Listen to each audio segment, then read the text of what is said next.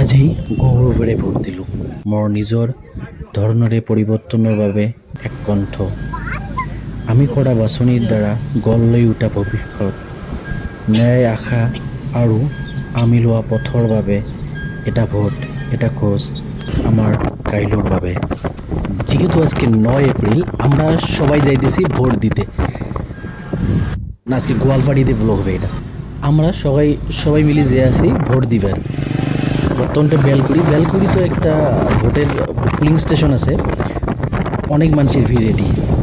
সবাই ভোট দিবার যাচ্ছে, সকাল সকাল সবাই ভোট দিবার যাচ্ছে, আমরাও ভোট দিবার যে আছি।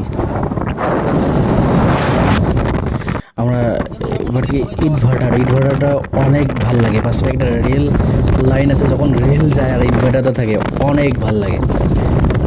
আমরা অলরেডি ঢুকে গেছি বেরভাঙি নালিয়া রাস্তায়। দেখেন কত সুন্দর একটা পরিবেশ, সাথে রেল লাইন। এই রাস্তাটা পার হবার গেলে প্রায় 3টা রেল লাইন পার হওয়া লাগে। যদি রেল আসে এই রাস্তার, তাহলে 3টা রেল আসলে মোটামুটি আধা ঘন্টা খানিক রেল ক্রসিংয়ে থাকা লাগে। এটা ভোট স্টেশন পেয়ে গেলাম, পুলিং স্টেশন, মানে ভোট যেটা দেবো।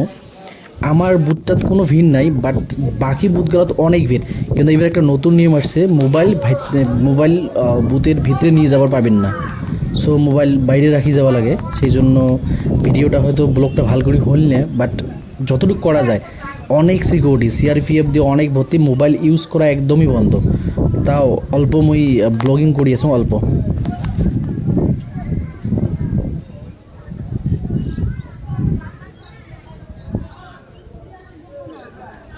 আর যাই নতুন ভোট দিবে আসবেন, সবাই ভোটার কার্ড বা যে কোনো ডকুমেন্ট নিয়ে আসবেন, যেমন পাসপোর্ট, আধার কার্ড। তো সরগুড়ি ব্লগিং করি আসুন, যদি দেখা পায় হয়তো রাগ করবে সিআরপিএফগুলো।